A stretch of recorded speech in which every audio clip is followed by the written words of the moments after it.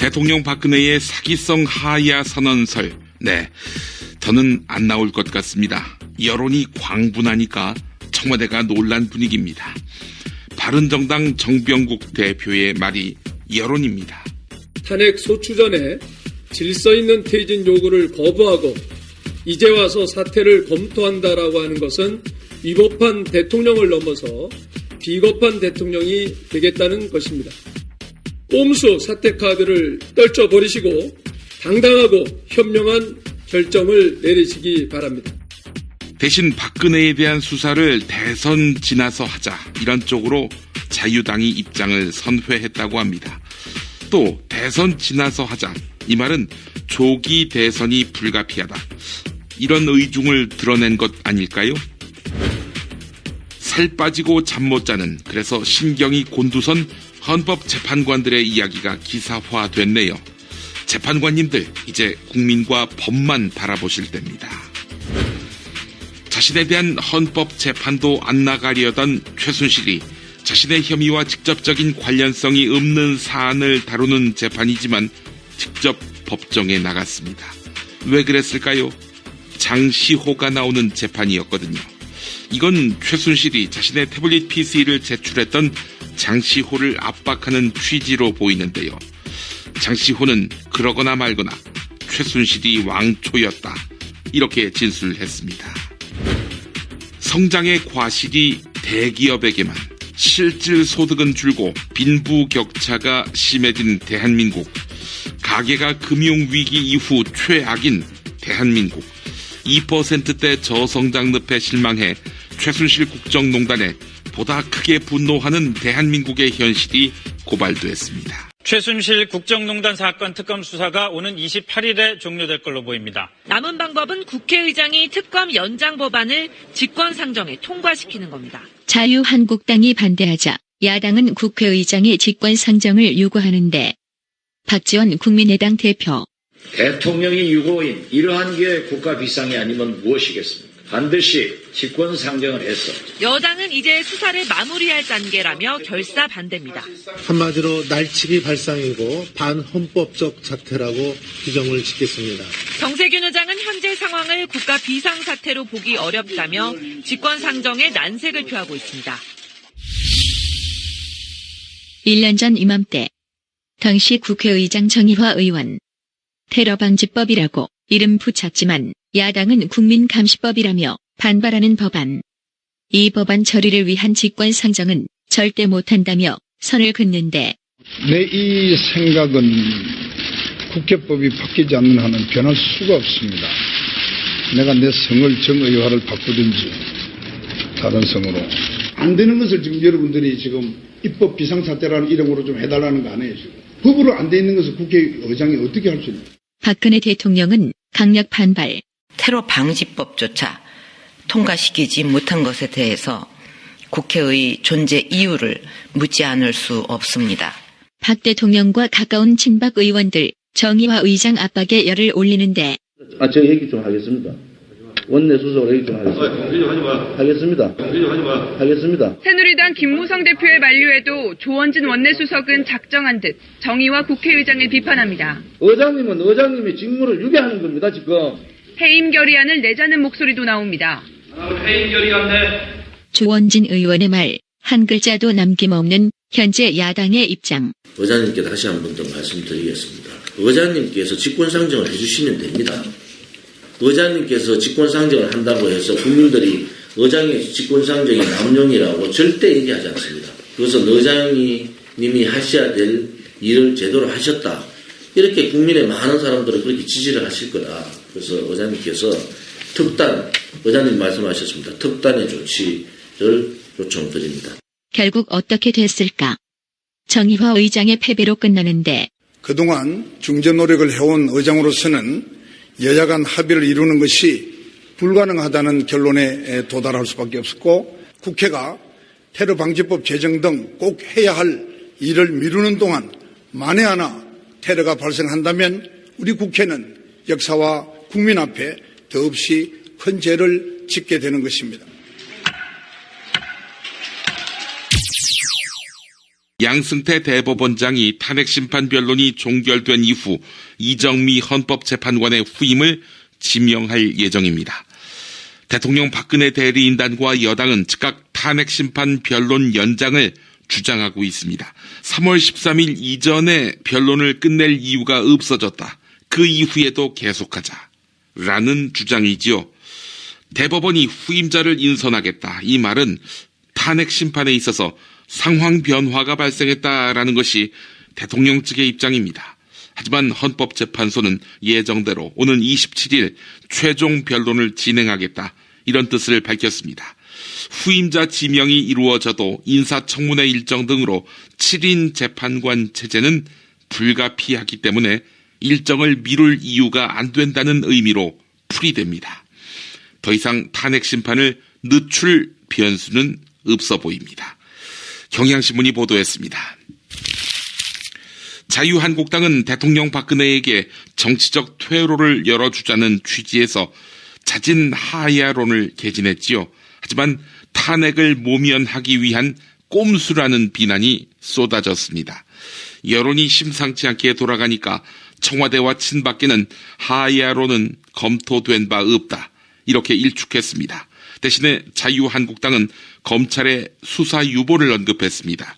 조기 대선 국면에서 박근혜에 대한 수사가 대선에 영향을 줄 수 있으니 대선 기간 동안 검찰 수사는 하지 말자. 야당에게 이렇게 제안한 것입니다. 세계일보와 경향신문 보도를 묶었습니다. 헌법재판관들이 80일 가까이 외부와 접촉을 끊고 재판 진행과 기록 검토를 하고 있습니다. 헌법재판관들은 요즘 외부 전화도 받지 않고 동창 모임은 물론이고 친척 모임까지 취소하면서 수도승처럼 살고 있습니다. 또한 재판관들은 대통령 탄핵 사건의 중압감 때문에 많이 지쳐있는 상황이라고 합니다. 지난 22일 변론에서 헌재 관계자들은 이정미 소장 권한대행이 쓰러지는 것 아니냐 이런 걱정을 했다고 합니다. 이정미 소장 대행은 대통령 박근혜 측 변호인단이 원색적인 불만을 쏟아내자 수차례에 뒷목을 잡았습니다. 몸무게가 3kg 이상 빠지거나 불면이나 두통에 시달리는 재판관도 있었다고 합니다. 네, 이런 기사를 싣는 거 보니 조선일보도 대통령 측 변호인단 편이 아닌 모양입니다. 조선일보 보도였으니까요. 최순실이 자신의 혐의와 직접적인 관련성이 없는 사안을 다루는 그런 재판인데도 직접 법정에 나갔습니다. 이를 두고 자신에게 불리한 증언 등이 나오는 것을 견제하기 위한 것 아니냐 이런 분석이 나옵니다. 어제 최순실은 장시호가 운영했던 회사 더 스포츠M과 관련한 재판에 출석했습니다. 앞서 재판부는 최순실에게 이 증인 신문에는 출석하지 않아도 된다. 이렇게 고지했습니다. 이건 최순실의 태블릿 PC를 제출했던 장시호를 압박하는 취지로 보이는데요. 실제로 장시호 측은 더 스포츠M의 실질적인 운영자가 최순실이었다. 이렇게 주장했습니다. 법정에서 최순실은 이따금 장시호를 쳐다보았다고 합니다. 경향신문이 보도했습니다. 정부가 부산지방자치단체에 소녀상을 이전하라 이런 요구를 담은 공문을 보냈지요. 이에 따라서 해당 지방자치단체는 물론이고 시민단체까지 정부 조치를 거세게 비난하면서 파문이 확대되고 있습니다. 외교부는 소녀상 설치가 국제예양과 국내법에 어긋난다고 밝혔는데 이번 사태의 근본적 원인이 2015년 한일 합의에 있다는 점을 외교부가 외면한 것이라는 비판이 제기되고 있습니다. 익명의 한일 관계 전문가는 위안부 합의에 대한 근본적인 손질 없이 소녀상 문제를 해결하는 것은 불가능하다. 이렇게 지적했습니다. 경향신문이 보도했습니다. 한국은행이 발표한 우리나라 2016년 경제 성장률은 2.7%입니다. 하지만 지난해 가계의 실질 소득은 오히려 줄어든 것으로 드러났습니다. 더구나 빈곤층 소득은 많이 감소한 반면 부유층 소득은 늘면서 빈부 격차는 더 심해졌습니다. 경제 성장의 과실이 가계가 아니라 대기업과 외국인들에게 돌아가고 있다는 게 전문가들의 지적입니다. 통계청에 따르면 지난해 가계의 실질 소득은 0.4% 감소했고 월 평균 가계 지출도 1년 전에 비해 0.4%씩 감소했습니다. 또한 소득 하위 20%의 지난해 월 평균 소득은 145만 원으로 지난해보다 6% 감소했습니다. 한국일보 보도였습니다. 이어 국민일보 보도입니다. 지난해 가계의 실질 소득이 2015년보다 0.4% 줄어든 것에 더해 실질 가계 지출은 1.3%나 줄었습니다. 2003년 이후 최대폭인데 소비 지출이 1.5%나 감소한 영향이 컸습니다. 대한민국 가계가 추락하고 있는 것입니다. 지난해 가계 소득과 소비 지표는 글로벌 금융위기 이후 최악의 수준으로 주저앉았습니다. 여기에다가 소득 양극화는 더 심해졌습니다. 불황 직격탄을 맞은 저소득층의 소득이 감소하는 동안 고소득층 소득은 뛰면서 격차가 한층 벌어졌습니다.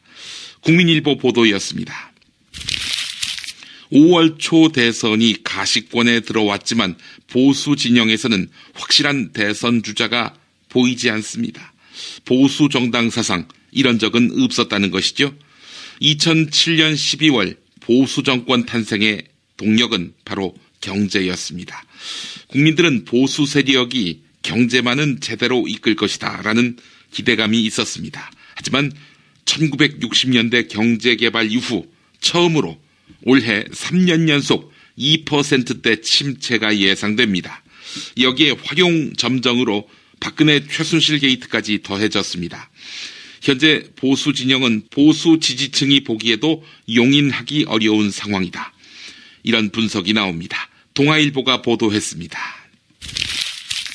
4대강 사업이 진행된 경기도 여주 남한강 일대에서 대형 철제 폐기물이 대량으로 발견됐습니다.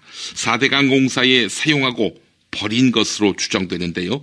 그동안 어민들은 4대강 공사 업체가 강 속에 무단 투기한 폐기물에 그물이 찢어지고 어선이 파손되는 피해를 입었습니다. 지난 22일 남한강 이포보에서는 시험 방류가 있었는데 수심이 낮아지는 과정에서 무단 폐기된 철골 구조물이 곳곳에서 드러난 것입니다. 여주보와 이포보는 서울지방국토관리청이 공사를 발주해서 대림산업과 삼성건설이 공사를 진행했습니다. 한겨레가 보도했습니다. 검찰이 성폭력 피해 여대생과 가해자를 함께 불러서 대면 합의를 종용했습니다. 여성 화장실에서 볼일을 보던 피해 여대생은 자신을 찍던 휴대전화를 발견하고 신고했습니다. 이후에 노이로제 상태에 이를 정도로 극심한 고통에 시달린 피해 여대생은 검찰에서 또 한 번 악몽에 시달려야 했습니다. 검찰이 형사조정실로 피해 여대생을 불렀는데 그곳에는 가해자와 가해자 가족들까지 들어온 것입니다. 이 과정에서 검찰은 피해자 여대생의 실명도 노출시켰습니다. 담당 검사와 그 가해자 가족 사이에 어떤 커넥션이 있는지 궁금해지는데요. 또한 조정위원실 변호사는 합의를 재차 종용했습니다.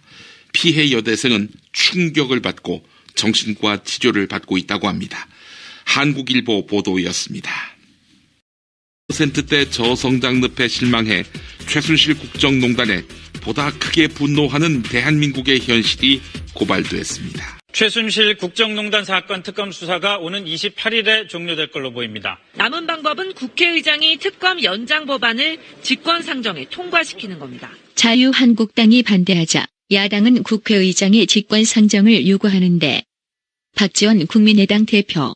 대통령이 유고인 이러한 게 국가 비상이 아니면 무엇이겠습니까? 반드시 직권상정을 해서. 여당은 이제 수사를 마무리할 단계라며 결사 반대입니다. 대통령 박근혜의 사기성 하야 선언설. 네, 더는 안 나올 것 같습니다. 여론이 광분하니까 청와대가 놀란 분위기입니다. 바른정당 정병국 대표의 말이 여론입니다. 탄핵 소추 전에 질서 있는 퇴진 요구를 거부하고 이제 와서 사퇴를 검토한다라고 하는 것은 위법한 대통령을 넘어서 비겁한 대통령이 되겠다는 것입니다.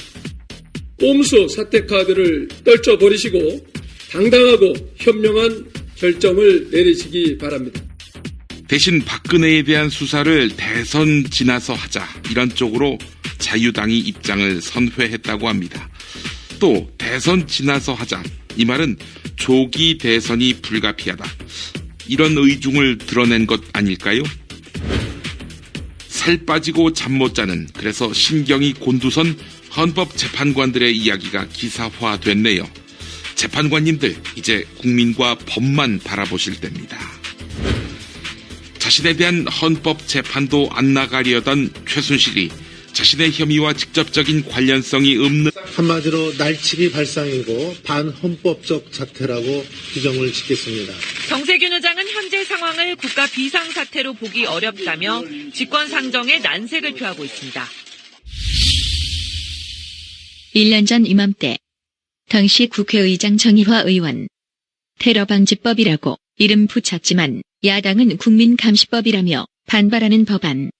이 법안 처리를 위한 직권상정은 절대 못한다며 선을 긋는데 내 이 생각은 국회법이 바뀌지 않는 사안을 다루는 재판이지만 직접 법정에 나갔습니다. 왜 그랬을까요?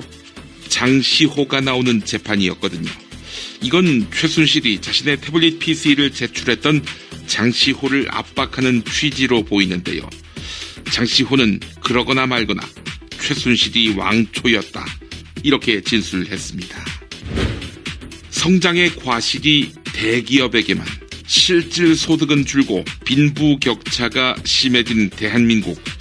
가계가 금융위기 이후 최악인 대한민국. 2%